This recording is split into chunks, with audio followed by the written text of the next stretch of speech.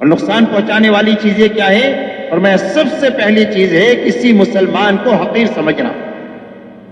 اسی لیے کتنا ہی آدمی گناہوں میں ڈوبا ہوا ہوگا لیکن گناہوں سے نفرت ہوگی، گنہگار سے محبت ہوگی. جیسے بیماری سے نفرت ہوتی ہے، بیمار سے محبت ہوتی ہے، ایسے ہی گناہ سے نفرت ہے، گنہگار سے محبت ہے. اس لیے کہ اس کے دل میں ذرہ ہے ایمان کا جس کی نگاہ میں یہ آسمان اور زمینوں سے زیادہ قیمتی ہے. اس لیے فرمایا کسی بھی مسلمان کی حقارت سے بچتے ہوئے دعوت دینا. دنیا میں جتنے دینی کام ہو رہے ہیں وہ سارے دینی کاموں کی قدر کرتے ہوئے اور اس کا تعاون کرتے ہوئے اور اس کی دعا کرتے ہوئے ان سب شعبے والوں کو دعوت دینا.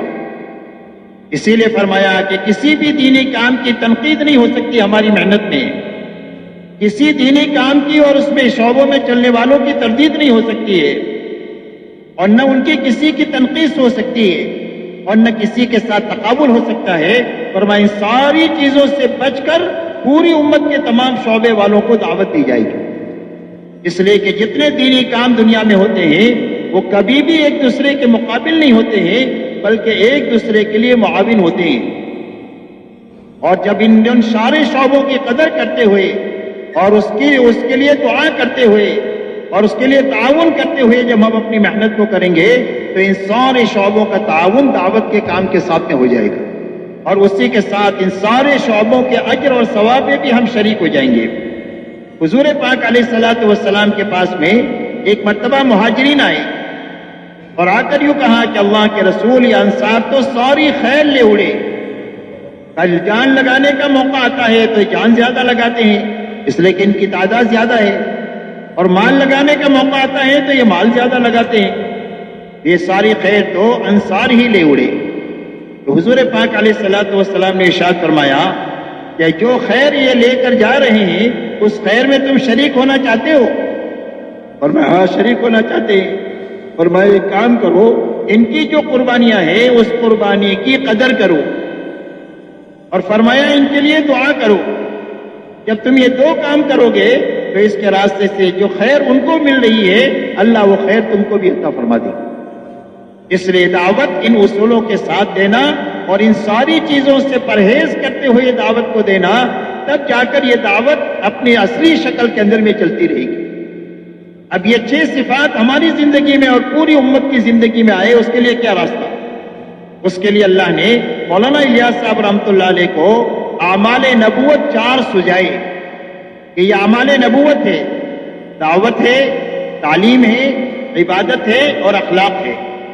اور میں ہر ایمان والا اپنے آپ کو ان اعمال نبوت میں لگائیں.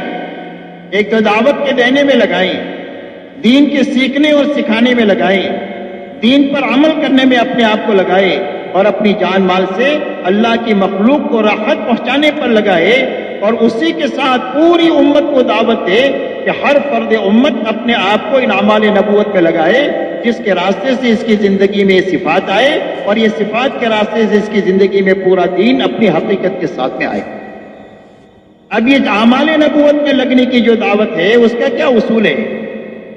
اور میں اعمال نبوت میں دعوت جو دی جائے گی لگنے کی، یہ تو اعتدال کے ساتھ دی جائے گی اور ایک تواضع کے ساتھ دی جائے گی. اعتدال کے ساتھ کہ کام کو اللہ نے جو مقام دیا ہے اسی مقام پر رکھ کر اس کی دعوت پوری امت کے سامنے دی جائے گی. اور فرمایا غلو سے بچ کر دی جائے گی اور غرور سے بچ کر دی جائے گی. غلو کی بھی اجازت نہیں. غلو کہتے ہیں کہ جو مقام شریعت نے جس عمل کا رکھا ہے اس سے آگے اس کو بڑھا دینا یہ غلو ہے، اور شریعت میں غلو کی اجازت نہیں ہے. اس لیے فرمایا دعوت کے دینے میں غلو بھی نہیں ہونا چاہیے اور دعوت کے دینے میں غرور بھی نہیں ہونا چاہیے کہ ہمارا مجمع تھوڑا سا بڑھ گیا تو آدمی آپے سے باہر ہو جائے. اس لیے غرور سے بچتے ہوئے اور غلو سے بچتے ہوئے اعتدال کے ساتھ، تواضع کے ساتھ اور چھوٹا بن کر کے دعوت دینا. جو کچھ سنا اللہ پاک اس پر عمل کرنے والا اور ساری کی ساری انسانیت تک پہنچانے والا بنائے. دین کی بات پھیلانا صدقہ جاریہ ہے. مزید ہماری ویڈیوز کو دیکھنے کے لیے ہمارے چینل دعوت تبلیغ کو سبسکرائب کریں. جزاکم اللہ خیرہ.